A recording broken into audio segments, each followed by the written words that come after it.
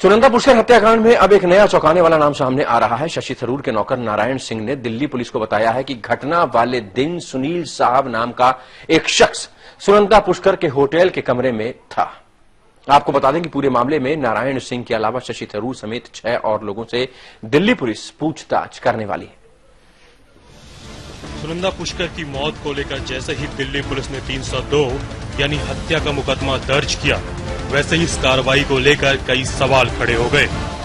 Delhi police ने FIR दर्ज करने के लिए सबसे अहम आधार सुनंदा की ऑटोप्सी रिपोर्ट को बताया, जिसे एम्स के 3 फॉरेंसिक एक्सपर्ट्स की टीम ने तैयार किया था।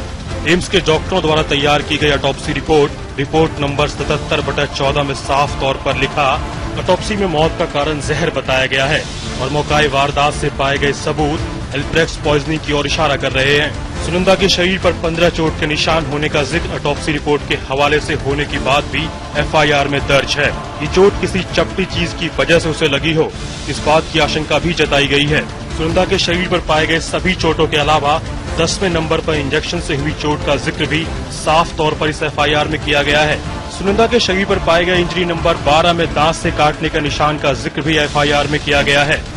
एफआईआर में ऑटोप्सी का हवाला देते हुए ये भी कहा गया है कि ज्यादातर चोट किसी झगड़े के दौरान हुई हाथापाई की वजह से बनी हो। ऑटोप्सी रिपोर्ट का हवाला देते हुए एफआईआर में कहा गया है कि ये सभी चोट के निशान 12 घंटे से लेकर 4 दिन पुराने हो सकते हैं। ऑटोप्सी की रिपोर्ट को एसडीएम के सौंपे जाने के जिक्र भी एफआईआर में दर्ज है, जिनके निर्देश के बाद दिल्ली पुलिस ने सुनंदा के बिसरा की जांच के लिए सलाइवा और स्वैब के नमूनों को लोधी रोड और रोहिणी के फॉरेंसिक लैब में भेजने का हवाला भी दिया था।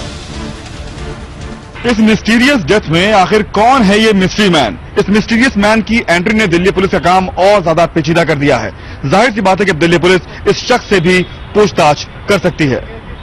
लोधी रोड एफएसएल की रिपोर्ट में किसी भी किस्म की फॉरेन बॉडी न पाए जाने का जिक्र किया गया है। वहीं रोहिणी एफएसएल से प्राप्त हुई केमिकल एनालिसिस रिपोर्ट को आगे की पड़ताल के लिए ऑटोप्सी बोर्ड को सौंप दिया गया है, जिन्होंने अपनी रिपोर्ट में कहा है कि सुनंदा के बिसरा में इथाइल अल्कोहल, कैफीन, एसिटामिनोफेन और कोंटाइन टेस्ट पॉजिटिव पाए गए हैं, जिससे साफ हो जाता है कि सुनंदा की मौत जहर की वजह से हुई है। लेकिन जहर किस प्रकार का है, उसका पता लगाने में यहाँ का सीएफएसएल सक्षम नहीं है। डिटेल्ड रिपोर्ट बेहतर सक्षम लैब से हासिल की जा सकती है। इस रिपोर्ट को और विस्तार से जानने के लिए दिल्ली पुलिस ने डॉक्टरों की टीम को मौकाए वारदात का मुआयना कराया, ताकि वो मौत के समय के हालात को बेहतर समझने के लिए किसी नतीजे तक पहुंच सकें।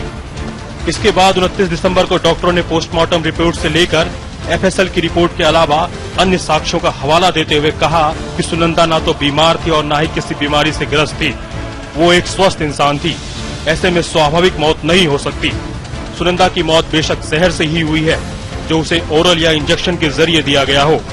इन्हीं तमाम तथ्यों को आधार बनाते हुए दिल्ली पुलिस ने आखिरकार सुनंदा की मौत को लेकर हत्या यानी 302 के तहत एफआईआर दर्ज किया है, जिसकी पड़ताल के बाद साल भर बाद ही सही अब उम्मीद की जा रही है कि सुनंदा की मौत की मिस्ट्री सुलझ जाएगी।